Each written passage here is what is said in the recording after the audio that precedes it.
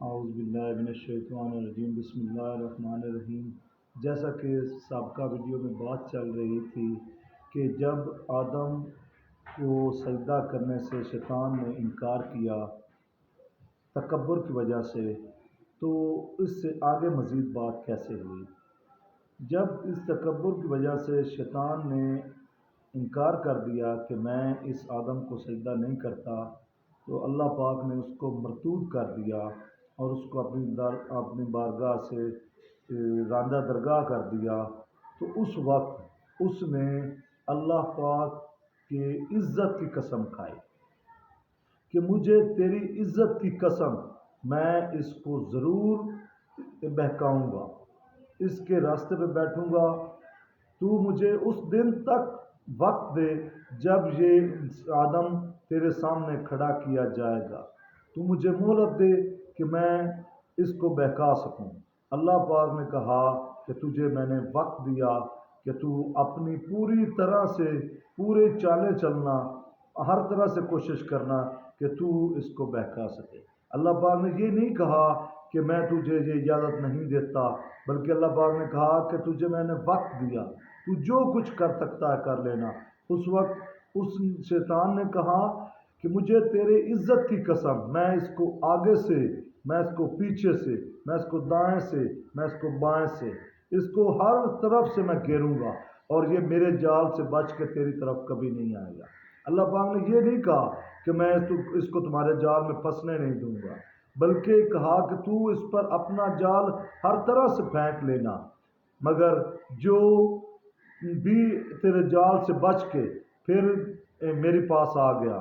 اللہ پاک نے اس شیطان کو دو سمتیں، ایک نیچے کی اور ایک اوپر کی، یہ اللہ پاک نے اس کو یاد ہی نہیں کروائی، اور اس کے دماغ میں یہ سمتیں یاد ہی نہیں رہیں۔ مطلب جب انسان عاجزی کرے گا، اس کے سامنے جھکے گا، یا اللہ پاک سے دعا کرے گا اور اس سے مغفرت چاہے گا، تو اللہ پاک اس کی مغفرت فرما دیں گے۔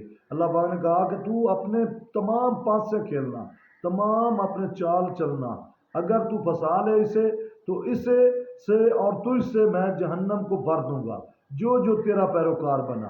لیکن جو میرے سامنے عاجزی کی، اور جس نے مجھ سے معافی مانگی اور میری مغفرت کا طلبگار ہوا، اور جس کی خواہش یہ ہوئی کہ اللہ کو راضی کرنا ہے اور اللہ کے بھیجے ہوئے رسولوں کی تعلیمات پر چلتا رہا، اس پر تیرا کوئی زور نہیں چل سکے گا۔ تو ہمیں یہ بات آج کنکلوژن اس کا یہ نکالتے ہیں کہ شیطان انسان پر ہر طرح سے وسوسے ڈالتا ہے، پانسے پھینکتا ہے، کبھی اس کو شراب پلانا، کبھی اس کو زنا پہ لگانا، کبھی چوری پہ، ڈکیتی پہ، یہ سارے کراتا ہے۔ لیکن انسان کے پاس وقت ہے کہ وہ اپنے کیے کی معافی مانگے، اور اپنے کیے کی اگر وہ معافی مانگتا ہے تو غفور الرحیم ذات اس کو معاف فرما دیتی ہے۔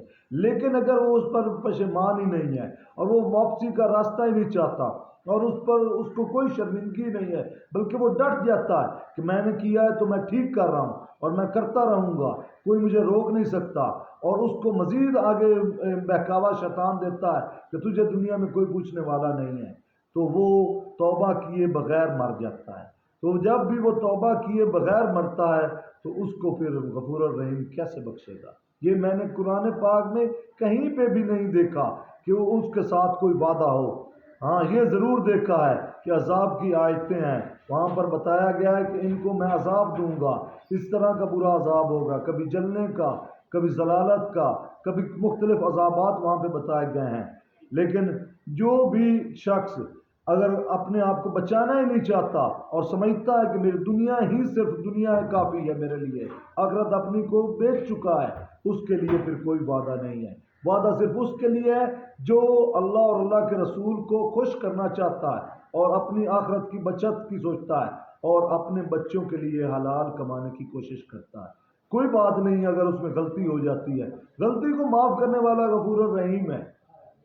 وہ بارہا بتاتا ہے کہ میں بہت غفور الرحیم ہوں۔ جب ایک انسان چاہے جتنے بھی گناہ کر کے آ جاتا ہے، پشیمان ہو کے آ جاتا ہے، میرے سے معافی مانگتا ہے، میں اس کو معاف فرما دیتا ہوں۔ یہ تو اللہ پاک کی شان قدرت ہے کہ وہ معافی دے دیتا ہے، اس کا غفور الرحیم ہونا ہے، لیکن شیطان نے یہ بہکاوا ڈالا ہوا ہے، وسوسہ ہمارے دل میں ڈالا ہوا ہے، وہ غفور الرحیم اس دن چھوڑ دے گا، اس دن تم توبہ یہاں پہ نہ بھی کرو تو اس دن معافی مل جائے گی۔ نہیں، یہ میں نے قرآن پاک میں کہیں بھی نہیں دیکھا کہ اس دن معافی نہیں ہوگی، اس دن کسی کو بھی معافی اس نہیں ہوگی جس نے یہاں پہ توبہ نہیں کی۔ مرنے سے پہلے پہلے اگر انسان نے توبہ نہیں کی تو اس کی وہاں پہ معافی نہیں ہوگی۔ یہ نہ قرآن پاک میں آیا ہے نہ کسی حدیث سے صحیح میں آیا۔ اگر کوئی آیا تو اہل علم مجھے میرے سے رابطہ کر کے مجھے بتائے تو ہم اس کے ساتھ چلیں گے۔ فی امان اللہ، اسی پہ ہم ویڈیو ختم کریں گے۔ ساتھ میں اپنے چینل کا خیال رکھیے گا، یہ چینل صرف اور صرف اصلاحی باتوں کے لیے ہے، اور تجارت کے ویسے تو میں نے آپ سے بزنس کا بات تو شروع کی تھی، تجارت کی باتیں بھی ہوگی، لیکن اس کے لیے پھر پتہ ہے نا کچھ چیزیں ضروری ہوتی ہیں، وہ انشاءاللہ جب ضرورت ہوگی تاجر مجھے ملیں گے تو انشاءاللہ ان کے ساتھ پھر تجارت کی باتیں بھی ہوں گی۔ تب تک فی امان اللہ، اللہ حافظ، والسلام۔